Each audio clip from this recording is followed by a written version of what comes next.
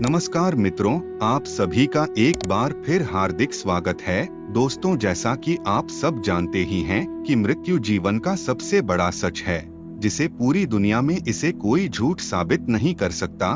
सनातन धर्म में ऐसा कहा जाता है कि जिस मनुष्य की मृत्यु होती है, उसकी आत्मा स्वर्ग लोक या फिर नरक लोक जाती है। लेकिन क्या आपको पता है वह कौन से उपाय हैं जिन्हें करने के बाद आत्मा मृत्यु के बाद स्वर्ग जाती है? आज हम इस वीडियो के माध्यम से आपको सारी जानकारी देंगे।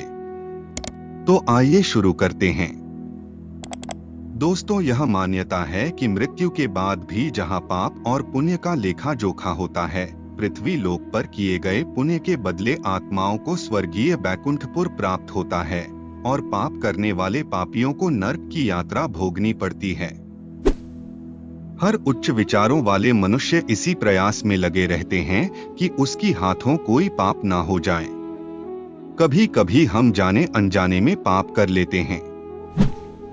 ऐसे में वह सोचता है कि क्या मृत्यु के बाद उसे बैकुंठपुर की प्राप्ति होगी या नहीं। लेकिन उससे पहले आपको बता दें, आखिर बैकुंठ धाम है कहाँ। सनातन धर्म में बताया गया है कि कैलाश पर्वत पर महादेव और ब्रह्मा लोक में ब्रह्मा जी का वास है। उसी तरह श्री हरि यानी भगवान विष्णु का निवास बैकुंठपुर को कहा जाता है। बता दें कि बैकुंठ लोक की स्थिति 3 जगह बताई गई है: धरती पर, समुद्र में और स्वर्ग के ऊपर। प्रभु श्री कृष्ण के बाद से गोलोक भी कहने लगे, क्योंकि श्री कृष्ण और श्री हरि एक ही है, इसलिए श्री कृष्ण के निवास स्थान को भी बैकुंठपुर कहा जाता है। पृथ्वी पर बद्रीनाथ, जगन्नाथ और द्वारिकापुरी को भी बैकुंठ धाम कहा जाता है। भारत के उत्तर में स्थित बद्रीनाथ मंदिर श्री हरि का दरबार माना जाता है। वहीं दूसरे बैकुंठपुर की स्थिति पृथ्वी के बाहर बताई गई है, जो संपूर्ण ब्रह्मांड से बाहर और तीनों लोकों से ऊपर बताया गया है। यह धाम दिखाई देने वाली प्राकृतिक से 3 गुना बड़ा माना गया है। वहां श्रीहरि अपने 4 पटरानियों श्रीदेवी, भूदेवी, नीला और महालक्ष्मी के साथ निवास करते हैं।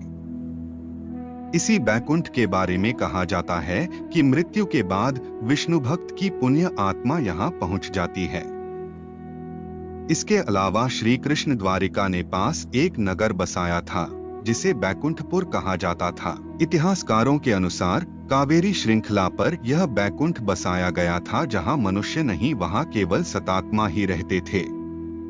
जानकारी के लिए बता दें, ऐसा माना जाता है कि बैकुंठपुर में आत्मा कुछ समय के लिए ही सुख भोगते हैं और फिर सुख भोगने के बाद उन्हें मृत्यु लोक में आना होता है। इस जगह को स्वर्ग से ऊपर बताया गया है। तो चलिए आपको बताते हैं, मृत्यु से पहले कौन से उपाय हैं जिन्हें करने के बाद आप बैकुंठपुर जा सकते हैं। गरुड़ पुराण में इसके बारे में कई ऐसे उपाय बताए गए हैं जिससे मनुष्य अगर अपनाए तो यमदेव मनुष्य की आत्मा को बड़े ही प्रेम से लेकर जाते हैं और उस व्यक्ति की मृत्यु भी शांति से होती है। वही हिंदू धर्म में गंगा को मोक्षदायिनी और पापनाशिनी कहा गया है। मान्यताओं के अनुसार यदि किसी व्यक्ति की मुख में पवित्र गंगाजल डाला जाए तो उस मनुष्य के आत्मा को यमराज क्षमा कर देते हैं। उस मनुष्य की मृत्यु भी बिना कोई कष्ट के होती है। भगवान कृष्ण ने श्रीमद् भगवत गीता में कई ऐसी बातें हैं अर्जुन से कही है जो मृत्यु जीवन से जुड़ी हुई है।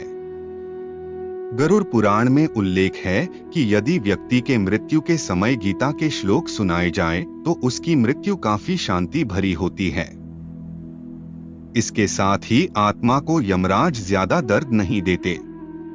इसके अलावा तुलसी भी श्रीहरि को बहुत प्रिय है, इसलिए तुलसी को हरिप्रिया भी कहा जाता है। पुराण के अनुसार अगर किसी मरते हुए व्यक्ति के मुंह में तुलसी का एक पत्ता रख दिया जाए तो उसे प्राण त्यागने में कोई पीड़ा नहीं होती। कोई मृत्यु के करीब हरि ओम का जाप करता रहता है तो उसे मृत्यु के देवता यमराज की सजा का सामना करना नहीं पड़ता। साथ ही भगवान उस व्यक्ति की आत्मा को अपने चरणों में स्थान देते हैं। इसके अलावा रोगी के गले में रुचि के मुताबिक तुलसी के माला पहना दें। माथे पर रोजाना चंदन और गोपी चंदन का तिलक लगाएं। रोगी के पास महामृत्युंजय का पाठ करना चाहिए। एकदम अंतिम समय आ जाने पर पवित्र श्री हरिनाम की विपुल ध्वनि करें। जब व्यक्ति की आत्मा शरीर का साथ छोड़ने वाली हो तब उसे गंगाजल से स्नान कराएं और मुंह में भी गंगाजल डालें। ऐसा करने से मनुष्य को प्राण त्यागने में बहुत कम पीड़ा होती है। इतना ही नहीं, रोगी के अंतिम समय में धूप कपूर से सुगंधित रखें। ऐसा करने पर अंतिम समय में व्यक्ति को बैकुंठपुर की प्राप्ति हो सकती है। तो दोस्तों, अगर आपको हमारी जानकारी पसंद आई है तो इसे अपने परिवार और दोस्तों के साथ शेयर जरूर करें और चैनल को सब्सक्राइब भी कर लें ताकि आपको इसी तरह जानकारी मिलती रहे। फिर मिलते हैं कुछ नई जानकारी के साथ, तब तक के लिए जय श्री हरि विष्णु।